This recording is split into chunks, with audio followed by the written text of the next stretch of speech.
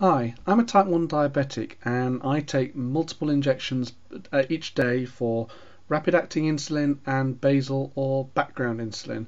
And today I'd like to do a review of an iPhone application called Rapidcalc that's a really useful tool that will help you manage the dosing that you have to do of both your rapid acting and your basal insulin. So let's just start up the application. It's available from the Apple iPhone store. And this is the main screen. It's popped up a quick reminder there to let me know that it's been over 5 hours since I last dosed, and that effectively it wants to make sure that I haven't done anything in between times that could affect the dosing suggestion it's going to give me. So I clear that, and what I want to do is to take you through actually doing an example dose just to show you how quick it can be to calculate your dosage with Rapidcalc. The first thing you have to do is to use this slider here to input your blood glucose level.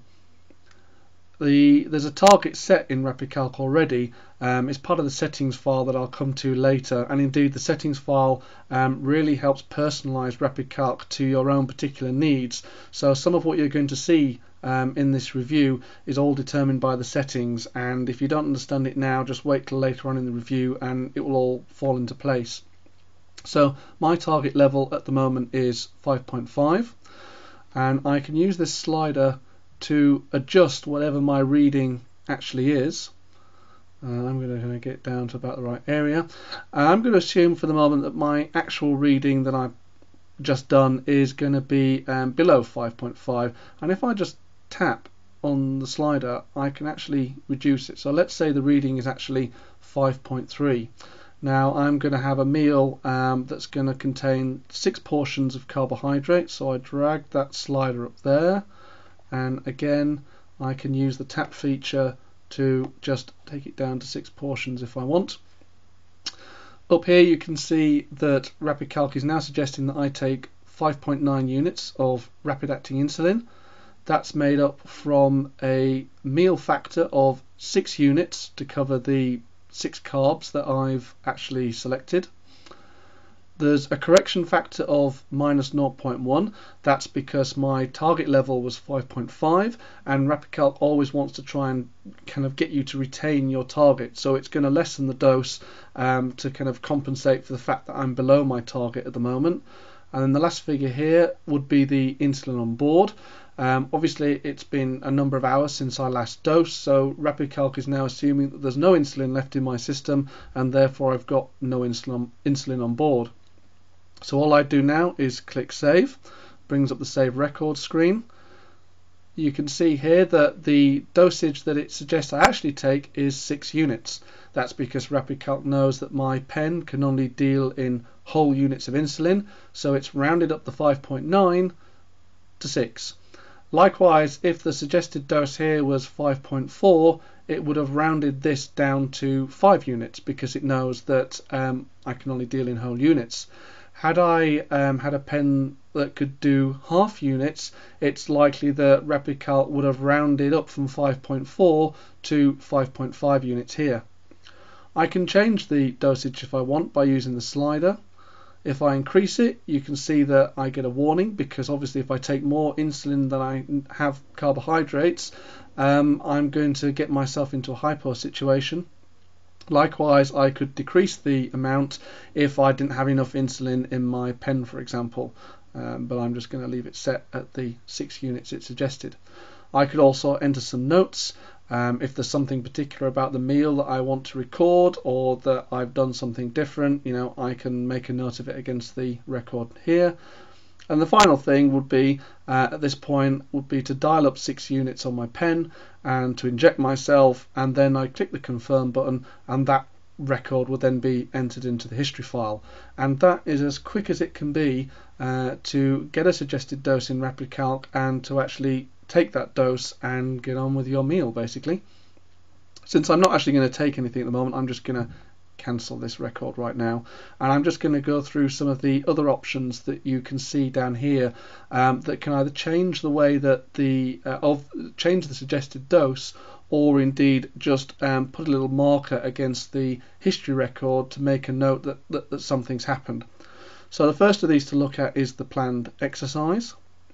You can use this in two ways. The first, as I'm doing at the moment, is just to record when you're doing exercise and dosing, so that when you look back over the history file, you know that you've done some exercise with this particular dose. And you can see there's a little running man figure there that gets noted against the record, and when I look back at the history, I'll be able to tell that I did moderate exercise for 30 to 60 minutes. The second way is that you can actually program into Rapidcalc how much it should reduce your suggested dose by, depending on the exercise that you're doing, because of course exercise changes the way that insulin is used. So if I was to do moderate exercise for 30 to 60 minutes, really I should take less than the 5.9 units that it's suggesting, because otherwise I'm going to get myself into a very low hypo situation. Next setting is blood glucose not measured. There's two uses for this. The first is if you generally have forgotten your blood glucose meter, or the batteries have drained and it won't work, and you need to take a dose based on the fact that you don't know what your blood glucose level is. So Rapidcalc disables the blood glucose slider, assumes your target blood glucose level, and marks the record as being an estimate. The second use of this option can be a bit confusing, and certainly was to me at first. When you're dosing, there may be a situation when you dose for a meal and then decide straight after the meal that you want to take have a dessert, which means you're going to take on extra carbs and therefore need extra insulin.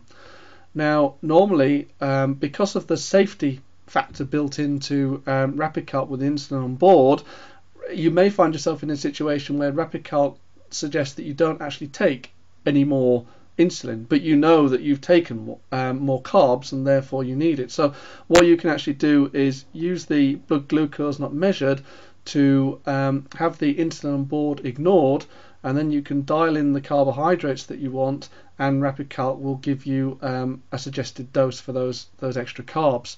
It's a bit confusing, and it's something I hope the developers are going to address in a future version. Next we have alcohol. Obviously marks the record with the alcohol symbol. Alcohol changes the way that insulin is absorbed by the body, so here you can just mark that you've taken alcohol with your meal, and that obviously any future readings that you give are going to be influenced by the alcohol. It doesn't actually change the calculation, it's just there for a record. Likewise, you can say if you've had a hypo in the last 6 hours, and that again is marked against the record, so that you know when you look back over the history that you had a hypo.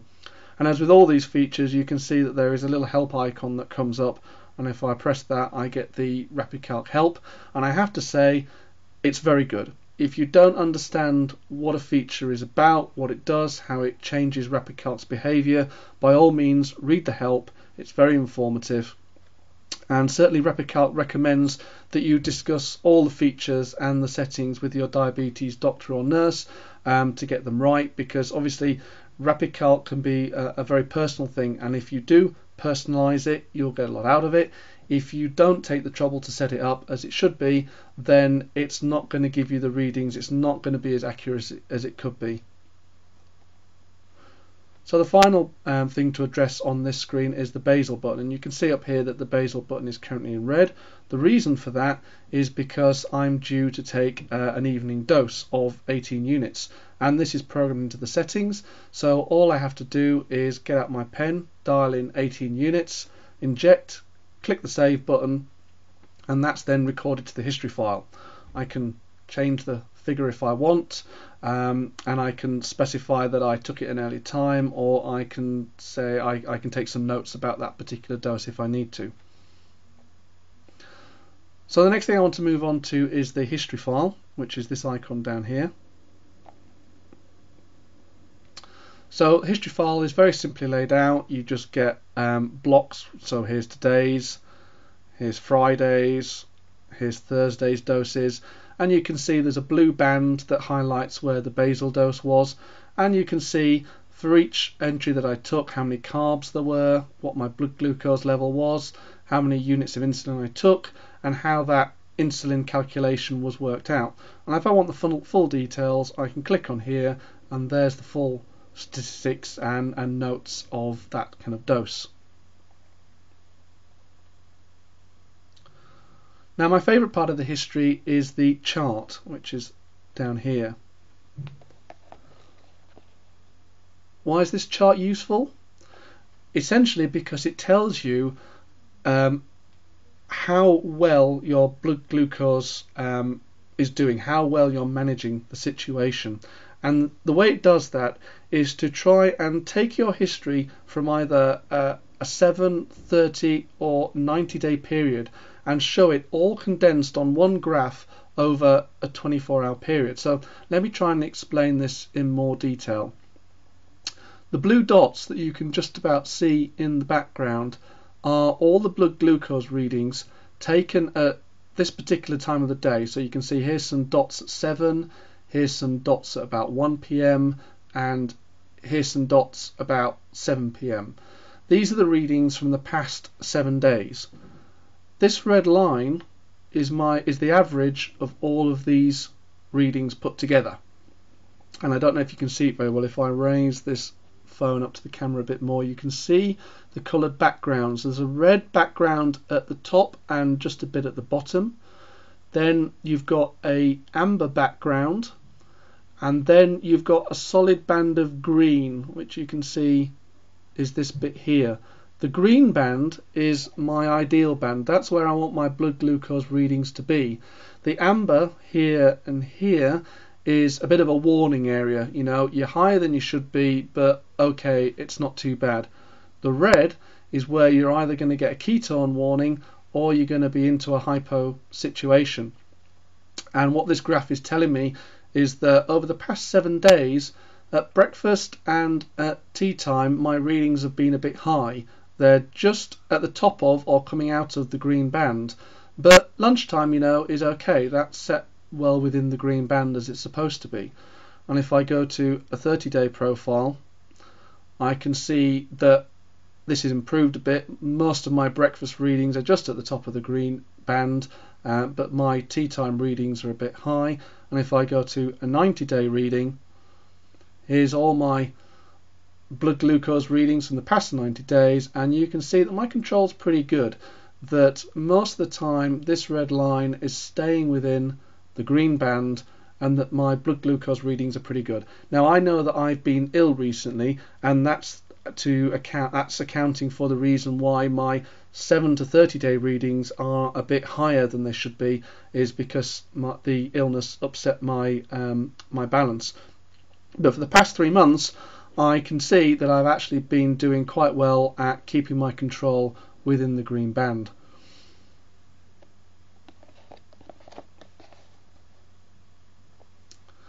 You can also get stats on your history. Very simple. What your average blood glucose reading is. It's currently 7.5, but I can see from the trend arrow that Rapidcalc thinks this is increasing, so I need to watch out in the future and make sure that that average reading doesn't stay on the increase. I want it to be flat and steady for most of the time. I can see the number of readings, how many readings I take per day on average, how many of my readings are in my ideal green band, how many are outside in terms of ketone and hypo warnings, what my estimated HbA1c is like, what my average daily dose of rapid-acting insulin is, how many doses I take per day, what my average basal dosage is, and very useful for me, what my average daily intake of carbs is. Now, before I was diabetic, I was a bit overweight, and I'm keeping an eye on this figure because I want to make sure that it stays between 217 and 230 grams per day, because that means that I'll probably maintain my weight rather than going up. I can also email my history. I can either do all the records or all the records since the last email. The email addresses are configured in the settings. I can either just put in my own email address, or I can also enter a second email address for that of my diabetes nurse or doctor, so that they can get a copy of the history at the same time as me if they need to. The other thing I want to mention is the edit mode. Most applications that allow you to record your diabetes dosing allow you to go back into the records and change the figures about. Well, one of the things that got me at first, and I think catches many people, is that Rapidcalc always bases its current calculation on what your past records said. So if I was to go in here now and just arbitrarily change these figures, I would cause Rapidcalc to give me a miscalculation on my next dose. So the only thing that Rapidcalc allows you to edit in the history is the notes field, and you can change the notes to be whatever you want, to record the fact you've made a mistake or something like that, but you can't go in and change the main figures of what your readings were and what you dosed. The only thing you can do is delete the record. So if I deleted this last record now, I could then go back and do it again as a new dose if I'd made a mistake. So I mean, say it was 12:30 and I realized that I'd done this one wrong, I would just delete this record, redo it again, and you would just see the 12:30 record in here. Likewise, once I've deleted this record, Rapidcalc will then open up and allow me to delete previous records, because as I delete the history, Rapidcalc will just start my calculation from the last record that it has. But that's the reason that you can't actually change the figures in the history records. It's because Rapidcalc relies on them to predict future doses. So the final thing to show you is the settings, which is this icon here. So Rapidcalc has a number of settings, and it's a good idea to go through them with your diabetes nurse or doctor. So the first thing is the carbohydrate units. So I've specified, as is a standard, that every portion of carbohydrates actually means 10 grams of carbs. Some people may use a different amount here, but I've found that 10 grams is a pretty standard measurement. Next is the blood glucose units. I measure mine in millimoles per litre. Then you have the rapid acting insulin dose size. As I said, my pen can only deal in whole units, so that's what I've set here. But you can get pens that deal in half units. So if you put a half unit in as the smallest size, then Rapidcalc will give you much more accurate dosing amounts to what it suggested than if you've got whole units only. The HbA1c I've got measured as a percentage. Then we've got how much a single unit of insulin will drop your blood glucose level by. At the moment I've got it set to say that at any time of the day 1 unit of insulin will drop my blood glucose levels down by 2.5 millimoles per litre. The more that you actually customize this and the more accurate you get this, the more accurate Rapidcalc will be when it gives you your dose suggestion. Then we have the number of insulin units that are required to cover a single carb portion, i.e. 10 grams of carbohydrate in my case.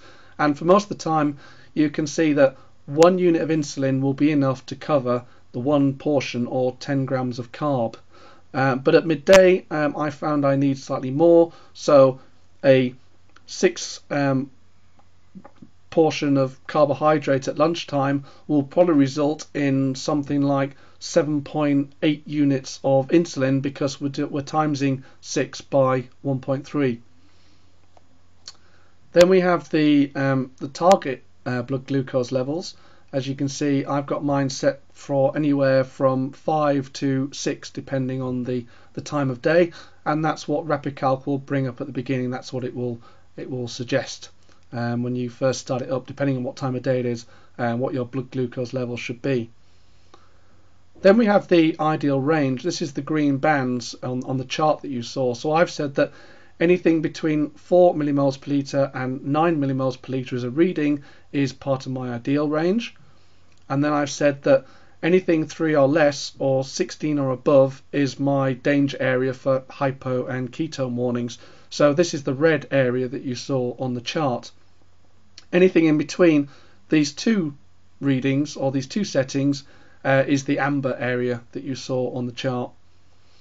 Next we have how insulin is absorbed and used by my body over the course of or up to a 6-hour period. I've got a pretty standard setting here of 30, 30, 30, 10, which means that for every hour that from when I dose, my body is using about 30% of the insulin until hour 4, where it uses about 10%. So this is used by Rapidcalc to inform me of how much insulin is left in my body when I dose, and obviously that's taken into account as a correction factor if I dose and Rapidcalc still thinks I've got insulin on board. Then we have the settings for exercise. So obviously I can program into Rapidcalc what effect exercise will have on my blood glucose readings, and it will use them in the calculation to offset that. Basal, different times of the day and what the amounts are. As you can see, I've just got one amount in the evening for 18 units. And then finally, the email settings. So I can put in my name, my email address, and then if I want, the email address of my diabetes doctor or nurse, so that I can email the history to them. And that is the history, or the settings rather. So there's Rapidcalc. I hope you've enjoyed this quick kind of review stroke tutorial. I've certainly found Rapidcalc to be very helpful in my life to help me kind of manage my dosing regime depending on how much I eat. So I highly recommend that you go to the App Store, you buy this app and you download it and you give it a try, because I really do think that if you're a type 1 diabetic, it will really help you to manage the dosing that you do during the day. So hope this was worth it. Thanks for watching.